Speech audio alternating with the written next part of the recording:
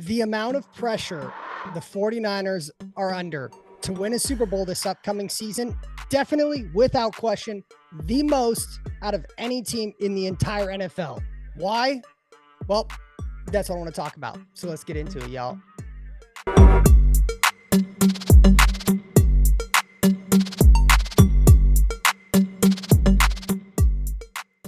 Yo, what's going on, everybody? It's your boy, Ryan Tigey, back in action in front of a camera and a microphone.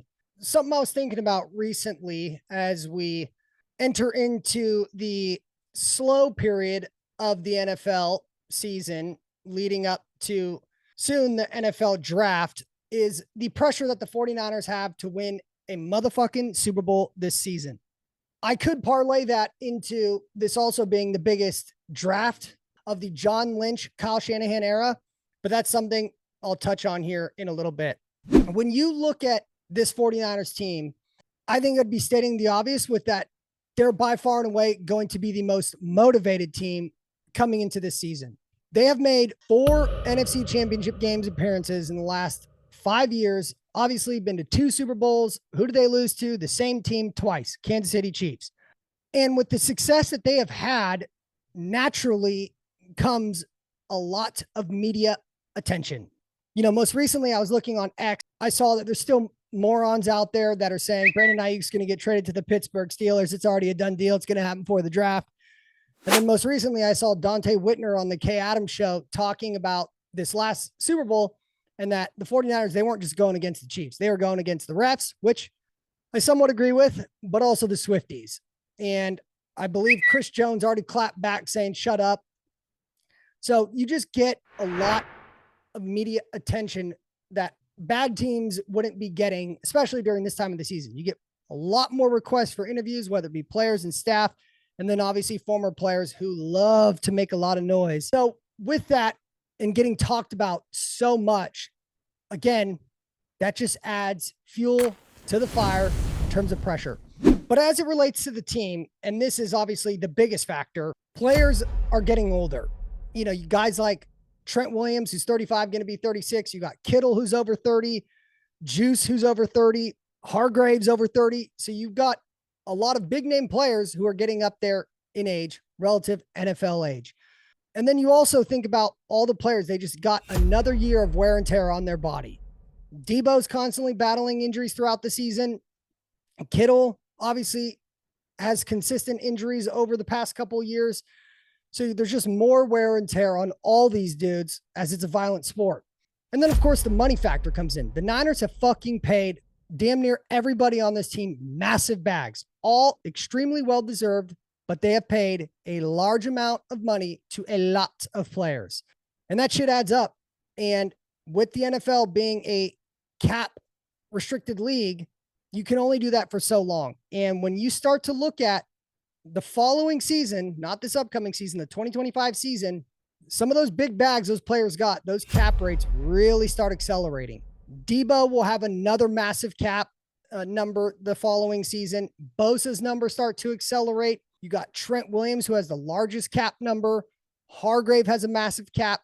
I could go on and on, but a lot of these players at least they've most recently signed or have restructured, like a Fred Warner, whose cap number is also going to be huge.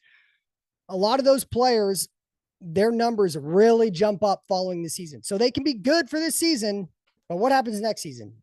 Brock Purdy is going to get paid.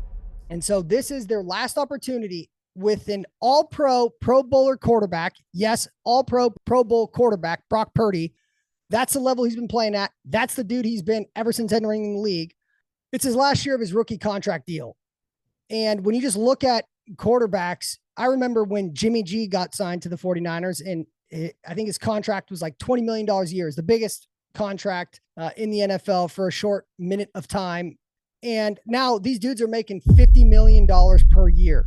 Upper tier quarterbacks are making $50 million a year. Brock Purdy, I think he's like 0.3% of the cap rate, making $1 million this upcoming season. Whereas quarterback, the level that Brock Purdy is playing at, those dudes are making tens and tens of millions of dollars. So again, the pressure that is mounting on them to get it done, it's extremely relevant. And when you put in all those factors just on the team, including players' contracts coming up, there is only so much the team can do to continue to sustain the success. And what that's going to require them to do, unfortunately, is they're going to have to make some drastic changes. Whether we like it or not, you could theorize who the changes might be with, but it's safe to say we know big changes are ahead following this season. And Kyle and John know that. And so that's why this season, or this upcoming draft, is the biggest draft of the John Lynch, Kyle Shanahan era. We have dudes all over the fields, but there are definitely some spots they need to get upgraded. The most glaring one to me, and you just think about the Super Bowl, the overtime, Chris Jones getting pressure, untouched, unblocked against Purdy. McCaffrey in motion. They fake the handoff to him. Chiefs in on Purdy so fast he had to just unload it. So the drive stalls. Right side, offensive line. And that's not even taking into account Trent Williams getting up there in age. Aaron Banks is going to be coming up for a contract, etc. But the good news is a lot of teams find offensive players or offensive linemen in the draft who are immediate impact players. I actually find the Aaron Banks situation a little unique when he didn't play for the first season that he got drafted, but then obviously has been a stud ever since. But the 49ers, they have to hit home this draft. They have to get immediate impact players. Obviously this offseason so far, they've addressed some depth in the defense, specifically the defensive line. There's obviously other pieces in other spots, but I say, in my opinion, the most high priority should be offensive linemen. And it's never sexy when the team draft offensive linemen. I actually kind of hate it. Anytime the Niners have drafted offensive linemen, I'm like, oh, sick. But that's what they need. That's what they need. A good little rumor news that I just heard out there on the internet streets. Sounds like the 49ers have been calling teams ahead of them to see what it would take to move up in the draft if they were to still have one of the premier guys that they really like.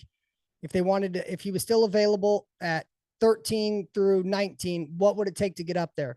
So they're doing their due diligence in that aspect, which again is smart. And we've seen from John Lynch and Kyle Shanahan and Jed, they make moves in the draft. It's not a foreign thing to them, which I absolutely love. And then also another component of it too, just in terms of pressure of getting it done, although I disagree with the narrative that was spun out there with the Steve Wilks firing, how a lot of people view it though, they saw the Niners in the Super Bowl, and the Niners defense played great against Patrick Mahomes in the Super Bowl. And as obviously Niner fans, we all saw the defense definitely took a step back under Steve Wilks this past year relative to what they were years prior, with the vast majority of the same dudes still on the squad. And they took a step back. They regressed. And Kyle Shanahan knew the optics were going to look horrible. Steve Wilks, a very respected coach. He's been in the league forever. But if you watch the full season, like a lot of us do, it was so obvious there was issues on the defensive side of the ball. And it negatively impacted the team throughout the entire season. And so, although I believe that there was no bias or he was fired unjustly, that's just not how I think about it. But with that, you bring in a new first-time defensive play caller in Nick Sorensen, who this will be his first time being defensive coordinator, has never called plays. Yes, he's been on the staff, so there's no learning curve there to understand the defense. But then he brings in also Brandon Staley, who I'm still kind of about. We'll see. People within the NFL claim he's super smart. We'll see what he can bring to the team. Specifically, secondary is what I'm hearing that he can kind of switch up and make some things better on the back end. And so we'll see with that. But again, that Steve Wilks firing, that was seen by many that he was the scapegoat for Kyle Shanahan losing the Super Bowl. Again, not my feelings, but it is what it is. And that's the narrative that was out there. And then you talk about, just think of the 49ers organization. Jed York, he just recently acquired the majority share of the 49ers stake. He bought it from his family. But I think it doesn't get talked about a lot that Jed York is obsessed with winning. He grew up in the golden era of the 49ers, just fucking dominating with Joe Montana, Steve Young, winning Super Bowls. And I think he is one of those guys that really wants to make a name for himself as being a Super Bowl winning NFL owner in the league. And now he is the majority owner of the team. And I think it's pretty well known, at least in the Bay Area, that he is obsessed with winning. And I think he views getting to the Super Bowl as a good season, but second place doesn't mean anything. I think that's literally how he looks at it. I don't think he's fulfilled or happy with, oh yeah, we're always competing. We're always in the running to make to the playoffs, to potentially win some games, get to the Super Bowl. I don't think he looks at it like that. I don't think he cares that tickets are being sold and that's how he judges success. He judges success by Super Bowl rings, and I think he wants one desperately. The good news is, I think Kyle Shanahan's the same way. Growing up in the NFL under Mike Shanahan, his dad, who was a coach who won Super Bowls, obviously, I think Kyle Shanahan looks at it the exact same way. We made it to the Super Bowl, but second place means nothing in this league.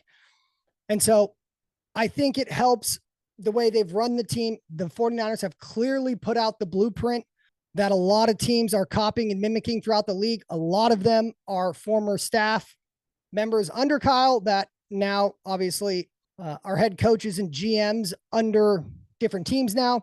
So when you see the NFL copycat league, other teams are doing exactly what you were doing in terms of building your roster. That's obviously a great sign. And the 49ers, they've shown they know what they're doing. They can win big games, but they just got to get over that hump and bring back a Lombardi to the Bay Area. And then I'd be remiss if I didn't talk about the fan base. Obviously, I think in today's day and age, the social media age, players, coaches, owners, they hear the outside noise. They hear what the fans are saying. Even though they like to say they don't hear it, they do. Specifically, the players, as we all know, they're super active on social media. But all the fans that have bandwagoned onto the 49ers fan base, or that have been lifelong fans since the John Harbaugh era, having a couple Super Bowl and NFC Championship runs there, then to the stint of it being an absolute disaster, and then now being back in the mix with Kyle Shanahan and John Lynch, all we can remember is the 49ers Super Bowl appearances.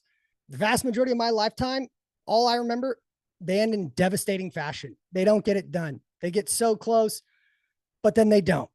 And that is something, again, maybe not as important or relevant, but the fan expectations and the fan pressure definitely adds just another notch to it when you talk about the pressure that the 49ers are under. So I'll end it with this. When you just look at the roster, they still got the core together. We got pivotal guys that are coming back off injury, most notably Greenlaw and Huff's coming back. And they still got their core players there, though.